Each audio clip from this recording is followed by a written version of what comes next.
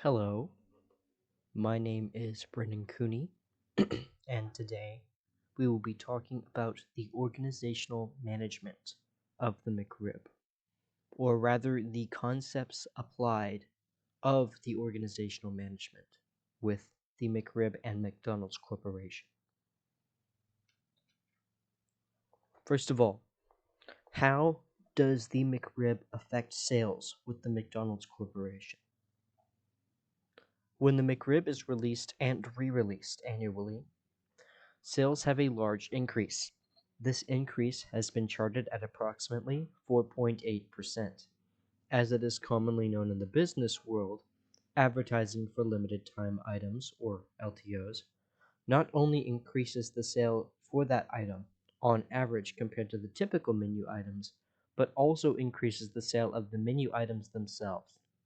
The traffic promotes foot traffic, which in turn promotes overall sales. Essentially, what this slide is saying is that if we were to divide the menu items by the overall sales, the total menu items by the overall sales, then we can see that there is an increase, a spike in profit by approximately 4.8%. Overall, when we use limited time items for sales, this is because, as the slide says, when we have these limited time items, it will promote more traffic, which means that people are not only going there to buy limited time items, like the McRib, they're going there to buy burgers, chicken nuggets, the plethora of other foods that McDonald's Corporation offers. This is a genius marketing tactic. When is it typically released? After having done some research, I have found that the McRib seems to have a fairly consistent release date, typically around Q4. The seasons are usually late fall, early winter, but Q4 is much easier to understand, as October, November, and December are easier to categorize. So, when looking back between the dates of 2020 and 2025, we can see that on 2020, December 2nd, the McRib was re-released. On 2021 of November 1st, the McRib was re-released. On October 31st of 2022, it was re-released. On November 13th of 2023, it was re-released. On December 3rd of 2024, it was re-released. And also, on November 11th of 2025, it was re-released. We can see that there is a fairly consistent pattern in these release dates. It would seem the McDonald's Corporation is attempting to try and manipulate profits by intentionally releasing these limited time items so that they can, as the previous slide said, garner more foot traffic and thus more overall sales, as compared to simply just the sales of the McRib. Another thing that I'd like to touch on that the previous slide slightly mentioned was that when we have a limited time item, it not only promotes that extra foot traffic, but the traffic for the item itself. This much is obvious. But limited time items typically have higher sales in comparison to if the item is a regular menu item. For example, if the McRib was an item that you could purchase on any day of any month of any year, then the McRib would no longer be a limited time item. It would lose its value and thus deflate the market for McDonald's overall as well as the McRib, even if the amount that it deflates the market is marginal. Next, we have this graph that I created. For the release dates between 2020 and 2025, we can see that every year consecutively, it has landed on Q4. I do not believe that this is a coincidence of any kind. As I had said previously, I believe that McDonald's Corporation is intentionally going out of their way to manipulate the market so that they can have an increase of sales during the months of October, November, and December, but more specifically after October between the months of November and December.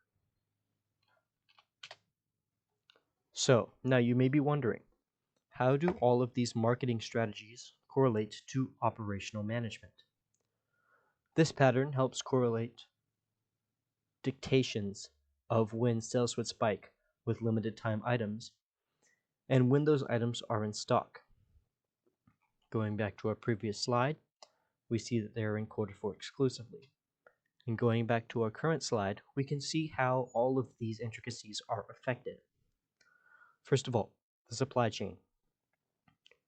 Putting out the McRib specifically during quarter four gives McDonald's Corporation the entire year to focus the supply chain, which means that through that entire period, they can focus on regular menu items like the McDouble or their newly released Big Arch Meal, which at local McDonald's is completely sold out. That shows you how well the marketing campaign has gone for that. But primarily, diverting the attention from the limited time items and back to the main menu will allow customers to eat at McDonald's as if it were an average restaurant.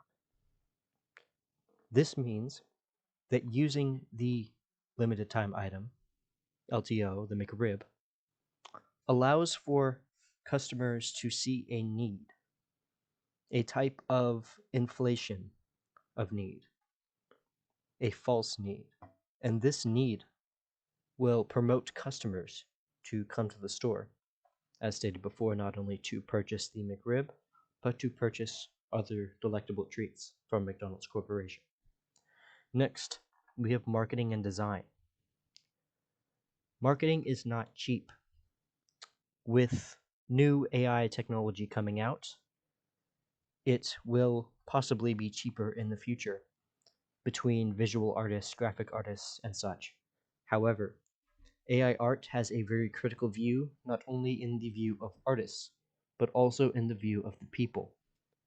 If we know anything about organizational management and marketing, then we know that the view of the people directly correlates to how they will view the company, which means that using AI technologies for marketing and design is not necessarily the best option.